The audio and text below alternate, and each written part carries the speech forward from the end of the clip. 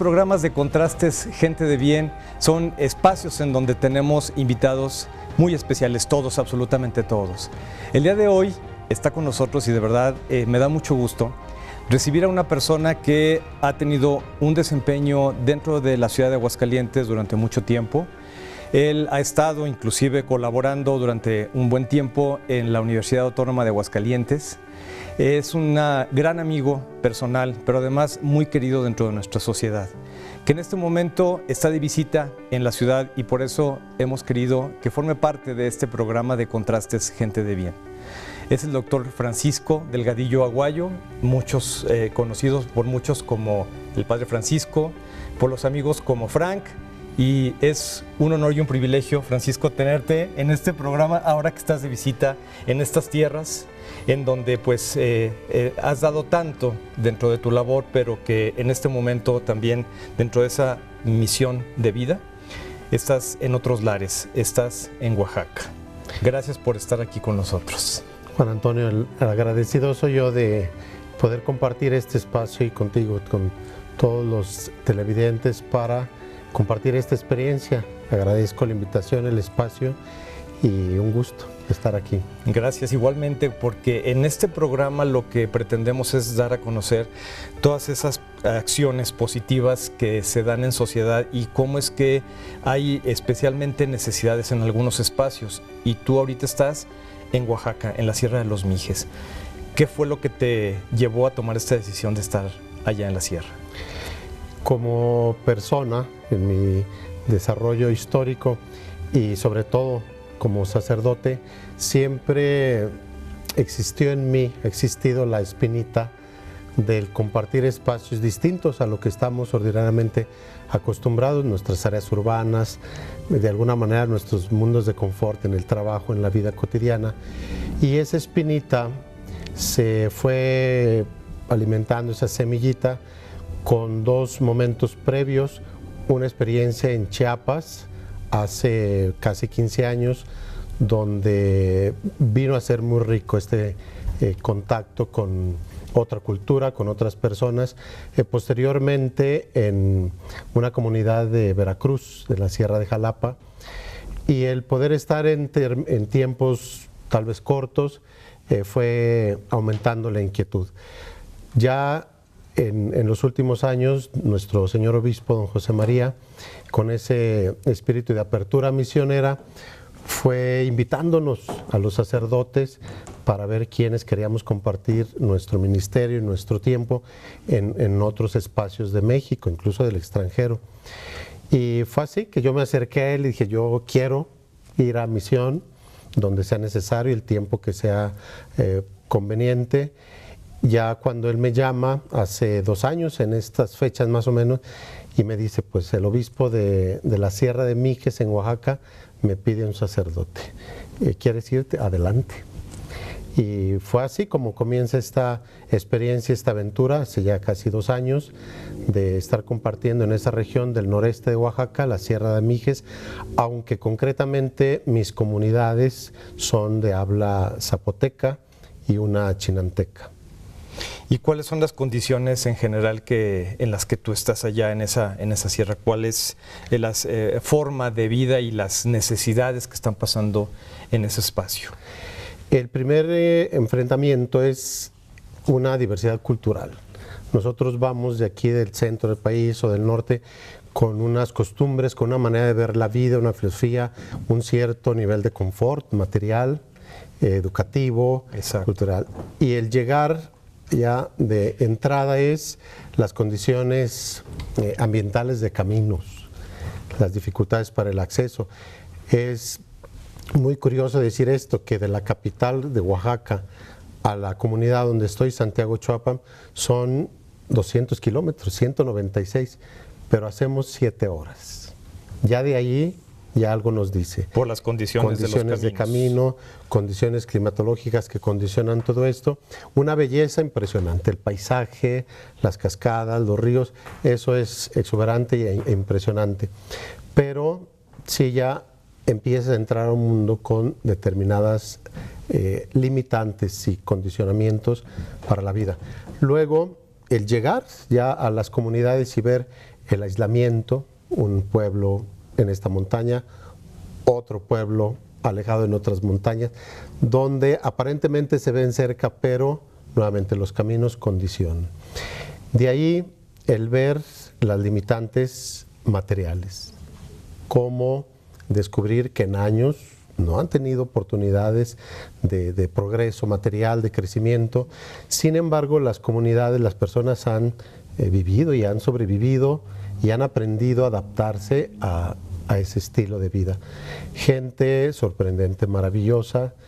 Podríamos hablar de una pobreza material relativa, muchas riquezas humanas, naturales, y esos son los contrastes culturales a los que yo digo, una riqueza histórica, cultural, ambiental muy rica, con tradiciones, con festividades, su religiosidad, con ciertos tonos y matices muy diferentes a los nuestros, pero con una riqueza de elementos simbólicos muy valiosa. Entonces, llegar a otro mundo.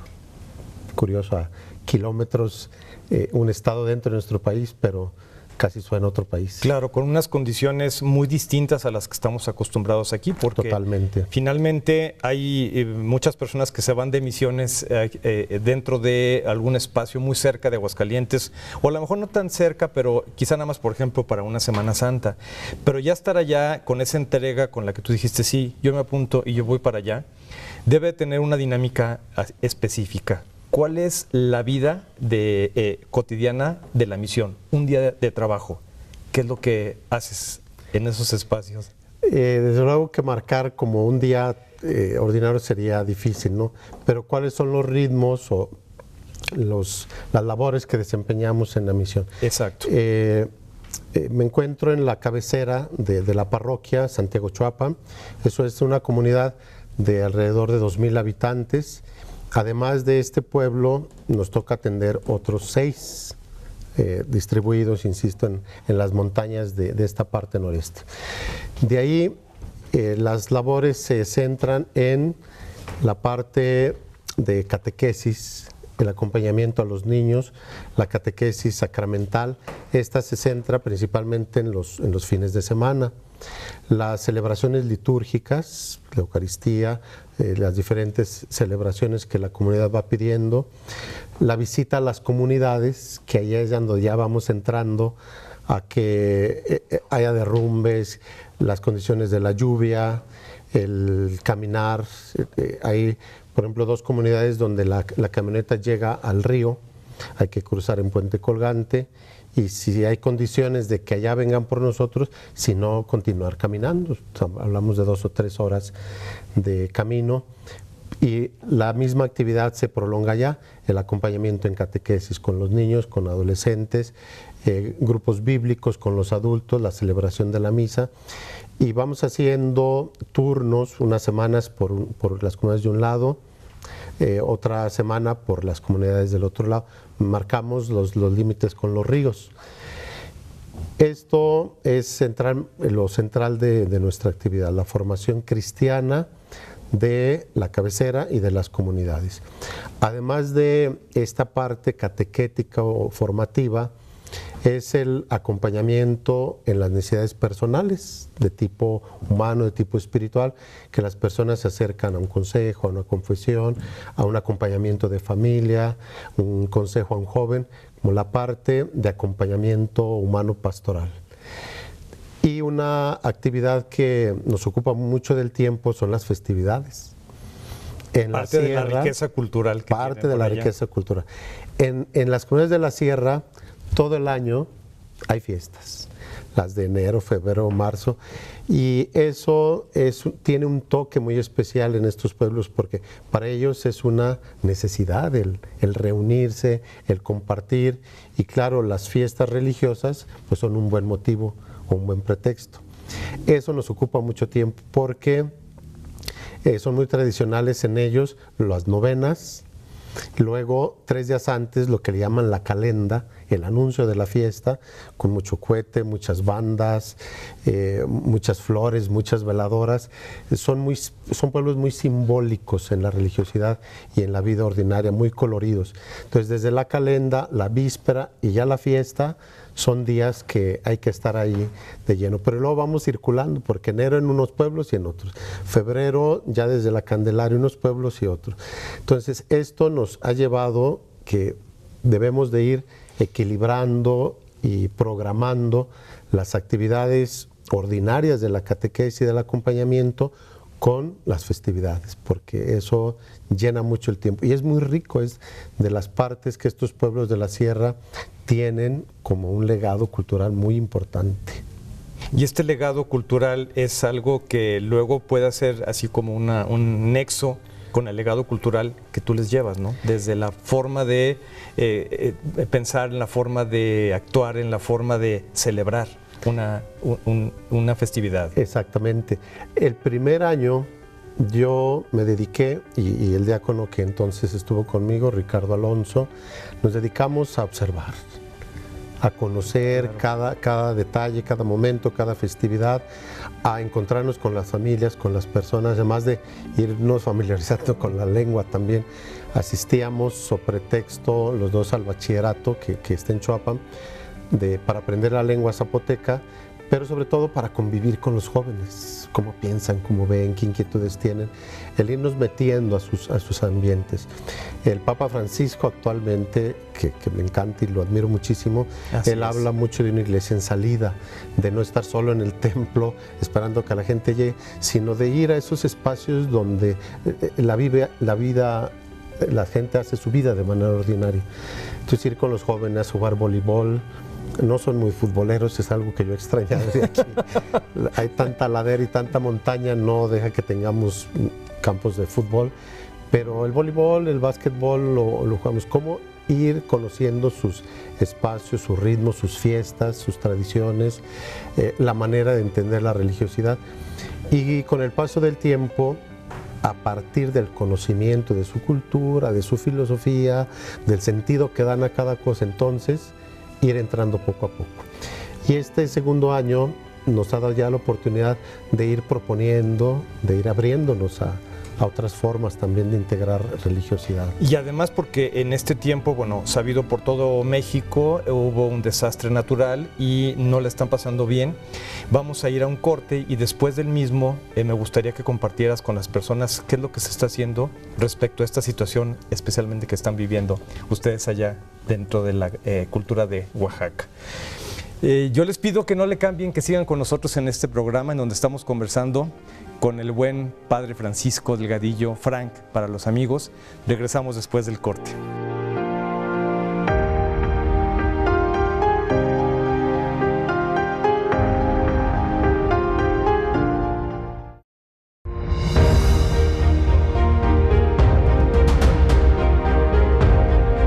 Agradezco que continúen con nosotros en Canal 26, tu canal en este programa Contrastes Gente de Bien, en el cual estoy muy contento por la visita del día de hoy por el doctor Francisco Delgadillo Aguayo, que es un amigo personal que estimo mucho de tiempo atrás, y que en este espacio que nos visita en Aguascalientes le he pedido que venga a este programa y él ha aceptado, lo cual agradezco infinitamente, como agradecerles a todos ustedes que se han puesto en contacto y se siguen poniendo en contacto a través de la página Contrastes Gente de Bien.